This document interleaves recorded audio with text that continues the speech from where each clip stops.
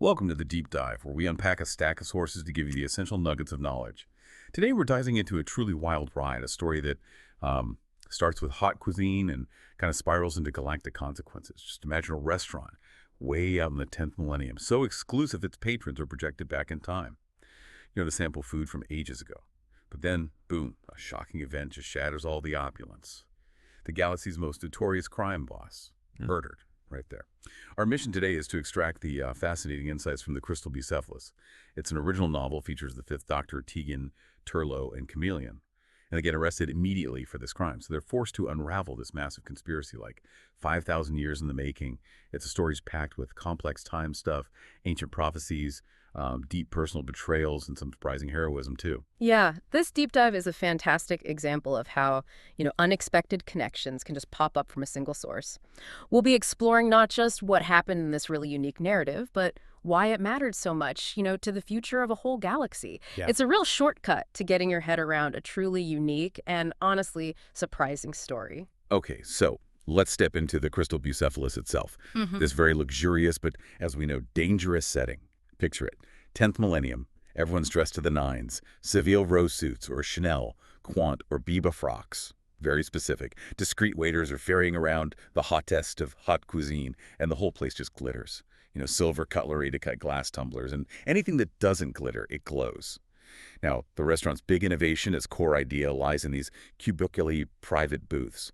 But they don't just give you a view. They physically project the guests back in time. So you might find yourself dining in, say, ancient Earth, 1791 France, eating genuinely historical food. Pretty neat idea. But what's really fascinating here, maybe a bit weird, is the owner, the unlikely owner of this super high-tech place.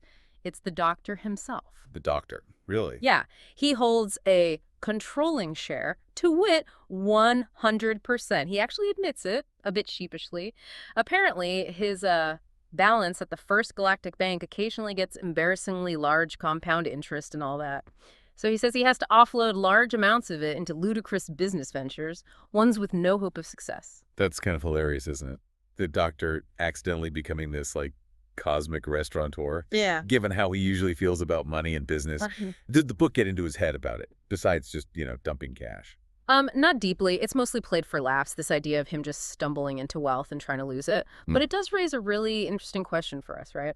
How could something he designed to fail, something started almost on a whim, become such a central hub, a nexus of galactic power and the stage for this huge event? Right. And running this whole unique operation is the maitre d's, Sebastian Lasseter. This guy is totally devoted to the restaurant's reputation. Utterly. So he's furious when Monsignor Arrestis, who's the powerful head of the elective, a big political group, is found dead, poisoned. And the wine, this 1935 Croesus Hermitage, it was delivered from the doctor's cubiculo. So boom, our guys are implicated straight away. The poison itself is identified as pilotheric acid. And it's exactly that, the pilotheric acid, that gets the doctor thinking. It sparks his investigation. He figures out pretty fast where the poison actually came from. The benefactor's cubiculo, which was booked in his name. But even more important, the way this poison affects Arrestis, it's unique. It immediately hints that this isn't just some simple murder. There's a much deeper secret going on here, something way beyond what anyone guesses at first. Okay, so the doctor's in custody. And his companions. They're immediately in danger, thrown apart, flung across time. What Tegan and Diva was, Arrestis' confidant, his woman, what they discover next is just astounding. It completely flips their understanding of the murder. Tegan lands in 1980s London. There's even a McDonald's on Oxford Street. While Diva ends up in some medieval castle. Weird contrast. And in both places, they run into this mysterious figure. Sometimes he's in a pinstripe suit, sometimes battle armor, and he can turn invisible. Get this, the suit is revealed to be Arrestis himself, or rather, a clone of Arrestis, claiming he's died before. Whoa. Okay. Meanwhile, Turlough and this other guy, Sven Tornquist, he's a senior prolector of the Lazarus Intent, they get nav, abducted by Professor Ladygay Matisse and then interrogated by a Monsignor Hercule de Salle, who's described as a psychovator. A psychovator? What's that? Basically a mind reader, or maybe more like a mind rapist, as the book puts it. Someone who invades minds to get info, grim stuff. And Tornquist, he introduces us to the Lazarus Intent. It's this powerful religious order, been around 5,000 years.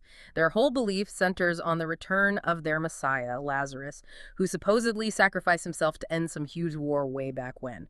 Turlough's path gets even darker, though. He finds Arrestis' private apartments, and inside, a torture room and a laboratory filled with, well, body parts, including decapitated heads. It exposes the really grim reality of Arrestis' cloning operation. Ugh. Okay, so the story then pulls back, right? Yeah. It reveals this really tangled web of personal history. And like professional jealousy, Professor Alexandre Lassiter, he's the true creator of the Crystal Bucephalus tech. Turns out he's not only Diva's ex-husband. Diva's real name is Helena Monroe, by the way. But Lassiter was also Professor Ladygay Matisse's former research student, not her lover. Exactly. And Matisse is just consumed by bitterness. She believes Lassiter suppressed her work, her crucial discoveries, especially about the crystal matrix. It's this adulterated dichronomide pentafluoride. Which sounds technical, but it's key, right? Absolutely key. It's the stuff that actually stabilizes the time gates in the Bucephalus. It literally holds those temporal projections together. Without it, the whole thing falls apart. And this personal grudge, this bitterness, it fuels Matisse's actions directly. Oh, completely. She's built her own temporal facility called the Exemplar, and it's specifically designed to tap into the Crystal Bucephalus grid and sabotage it. Actively sabotage it. Her meddling creates grid instability and these things called temporal embolisms. Temporal embolisms, that sounds bad. It is. It threatens to literally wipe out history and could potentially destroy this section of the galaxy. It's pretty striking how a really deep personal grudge spirals into this potentially universe-ending threat, like the butterfly effect on a massive galactic scale. So the stakes are just, Yeah. astronomical. But the doctor's investigation, back with the poison, he finds the key detail, right? He does. He figures out that pilotheric acid, while normally not fatal, is uniquely lethal to genetically accelerated clones. Ah, so Arrestis. Arrestis is a clone. They have unique tags in their genome. That revelation clicks everything into place. It confirms the real nature of the murder, and it identifies who that mysterious suit guy actually is. Wow. So connecting the dots here, the whole massive scheme, it all hinges on this incredible deception. Precisely. Arrestis isn't just some crime boss. He is Lazarus, the Messiah.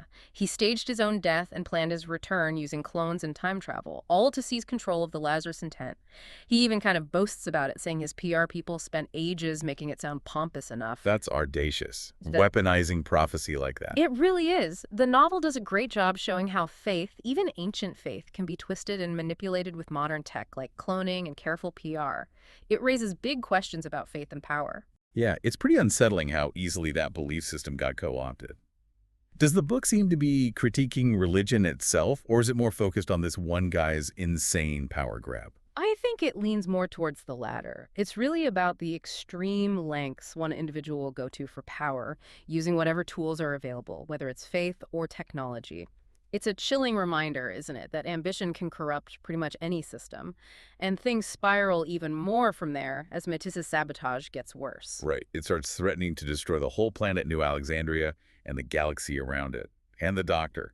He's been off doing his own thing, basically. Pulled into a 5-year stint running another restaurant on some Arctic planet, Pellis Saturnus. Yeah, that's because his TARDIS apparently absorbed all the excess time spillage from the grid instability. Kind of acted like a sponge. So he finally gets back, realizes just how bad things are. The TARDIS is overloaded at its absolute limit. If it explodes, it'll wipe out a huge chunk of the galaxy. So the doctor comes up with this desperate but pretty brilliant plan. He uses Kamelion, the shape-changing android companion, gets him to impersonate Lassiter, and instructs Kamelion as Lassiter to kill Arrestis the clone, remember to stop his greater scheme, his big return, from actually happening.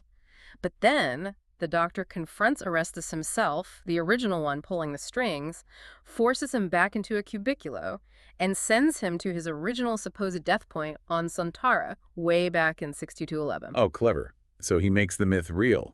Arrestis does sacrifice himself, just not in the way he planned. Exactly. He fulfills the prophecy he was trying to fake. A bit of temporal judo there. Okay, but the grid is still unstable, right? The TARDIS is still about to blow. Right. So the final act of salvation involves destroying the Crystal Bucephalus itself physically. Turlough and Kamelion get the job. Destroy the giant crystal statue at the heart of the restaurant. That's the heart of the grid. Things stabilize in the time gates. That's the one. When they shatter it, all that pent-up time spillage is released safely. It creates these breathtaking aurorae all across the galaxy, which the faithful later call the sign of the lights. Wow.